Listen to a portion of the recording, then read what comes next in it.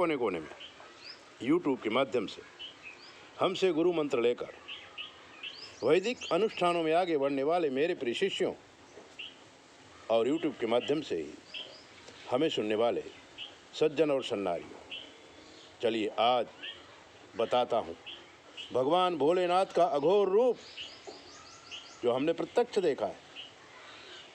नागेश्वर दर्शन करने के लिए गए थे। गुलशन कुमार मर चुके थे, प्रतिष्ठा का काम बाकी था। द्वारिका से 17 किलोमीटर दूर नागेश्वर ज्योतिर्लिंग है, भेंट द्वारिका जाने रास्ते में आता है। गुलशन कुमार ने 6 करोड़ रुपया खर्च करके उसका जीर्णोद्धार किया और प्रतिष्ठा मैंने की है। भगवान शिव की कृपा से वो काम हमको मिला था। हम बड़े भाव विभोर थे। गुलशन कुमार का भाई दर्शन कुमार वहाँ पर आया था, हमें चद्दर पहनाया था और हमको आचार्य बनाया था। मित्रों, वहाँ पर 3-4 चमत्कार हुए। उन चमत्कारों में जो हमें सबसे ज़्यादा चमत्कार लगा वो ये लगा कि रात को शंकर भगवान हमारे पास आए और कहा ये काम पूरा करो, तो हमने प्रतिष्ठा किया। मंदिर से एक पैसा नहीं लिया, बल्कि अपने व्यापारी सर्कल से ही पैसा ले करके और शिव शक्ति यज्ञ किया। 3 दिन तक ये यज्ञ चला। मंदिर के महंत ने बड़ी सुंदर व्यवस्था की थी खाने पीने की, क्योंकि 21 पंडित बॉम्बे से अहमदाबाद से गए थे और वो पंडित सारे हम विद्वान लेके गए थे। पंडितों भी धन लोभ से नहीं आए थे, लेकिन फिर भी ब्राह्मण को दक्षिणा तो देना पड़ता है। चुन चुन करके दिव्य पंडित हम वहाँ ले गए थे। हमारा बेटा अजीत पांडे जो इस समय लंदन में बहुत बड़ा पंडित है, वो भी आया था। और हमारा परम शिष्य रामू शास्त्री जो अहमदाबाद में एक मंदिर में महंत है, वो भी आया था। बाकी ऐसे बहुत सारे पंडित थे जो बहुत ही विद्वान थे। 21 पंडित थे, 21 जजमान थे। पूरी बस भर के हम लोग गए थे। 3 दिन का शिव शक्ति यज्ञ किया था। यज्ञ चल रहा था। पहला प्रमाण देखिए, जब हमने क्षेत्रपाल की वंदना की तो 9 नाग उस यज्ञशाला में प्रवेश किए। अनंतम वासुकी शेषम पद्मनाभम चकम्बलम संकपालम धात्र्याष्टम तक्षकम कालियम तथा। और ये सब गप्प नहीं है, क्योंकि कम से कम 500 पब्लिक थी, 21 पंडित थे, 21 जजमान थे, दर्शन करने वाले लोग बाहर खड़े थे, सबने दर्शन किया था।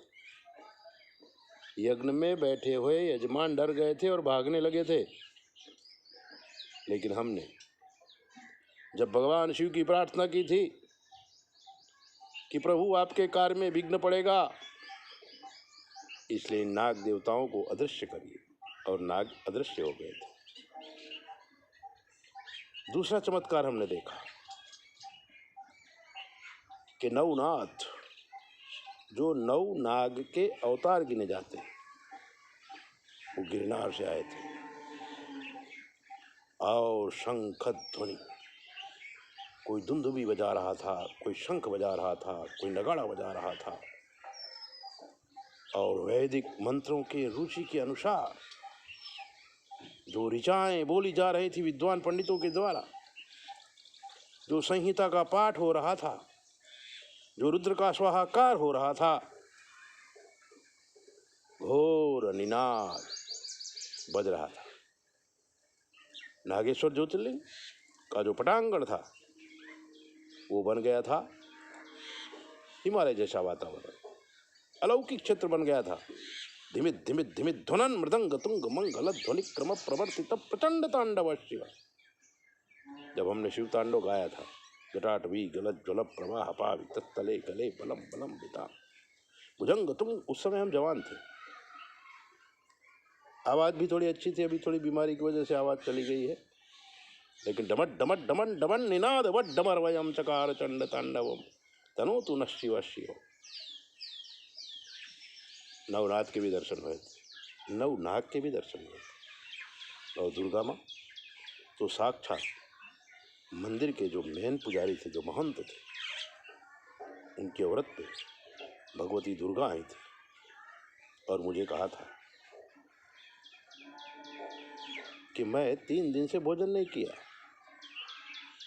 तुम अपने हाथों से खिलाओ तो ही मैं अन्न ग्रहण करूंगी। मैं सकुचाया था, लेकिन अपने शिष्यों के साथ उस भगवती को मैंने अपने हाथों से भोजन कराया था और ये अवसर भगवती दुर्गा ने मुझे दिया था। ये बातें कहने की नहीं होती, ये बातें गुप्त है, लेकिन अब शरीर का कोई ठिकाना नहीं, इसलिए जीवन के चमत्कार और नागेश्वर भगवान शिव आपके साथ हमेशा हैं, ऐसा आपके हृदय में दृढ़ निश्चित हो जाए। इसलिए गुप्त बातें मैं आपको बता रहा हूँ। मित्रों, यज्ञ पूरा हुआ, सारी मूर्तियां प्रतिष्ठित कर दी गई, लेकिन गुलशन कुमार नंदी बहुत बड़े लाए थे और वो नंदी इतने बड़े थे कि हलते नहीं थे। जैसे आपने देखा होगा बनारस में नंदी कितना बड़ा है, इतना ही बड़ा नंदी था। अनेक प्रयत्नों के बाद भी नंदी हिल नहीं रहा था जहां हमको रखना था, क्योंकि सारी चीजें हमने मूर्ति के नीचे रख दिया था। नंदी को वहां तक ले जाना था। सारे पंडित लोग, सारे पहलवान लोग परेशान हो गए। नंदी अपनी जगह पर नहीं पहुंच रहे थे। तभी डमरू बजाते हुए एक दिगंबर साधु हाथ में त्रिशूल लिए और वहां आए थे और सबको कहा था, हट जाओ, हट जाओ, हट जाओ। इन शब्दों से वशीकरण कर लिया था। जैसे पब्लिक हट गई थी, हम भी हट गए थे। और उस दिगंबर साधु ने अपना त्रिशूल नंदी के बीच में लगाया था और जैसे कोई फूल को उठा के रख देना, ऐसे उठा के उसने नंदी के जगह पे नंदी को रख दिया था, प्रतिष्ठित कर दिया था। हमको होश आता, हमारी चेतना जागृत होती, उससे पहले वो साधु कहाँ चला गया पता नहीं चला। और ये कोई गप्पा नहीं है, ये प्रमाणित है। नागेश्वर ज्योतिष आज भी है, वहाँ के पुजारी आज भी हैं, और हमारे जजमान जो यहाँ से गए थे अहमदाबाद से, वो हैं। अहमदाबाद रानीप में गुप्तेश्वर पीठ का जो हमें आचार्य बनाया गया, ठीक उसी तरह से नागेश्वर ज्योतिर्लिंग के कर्मकांड का आचार्य बनाया गया।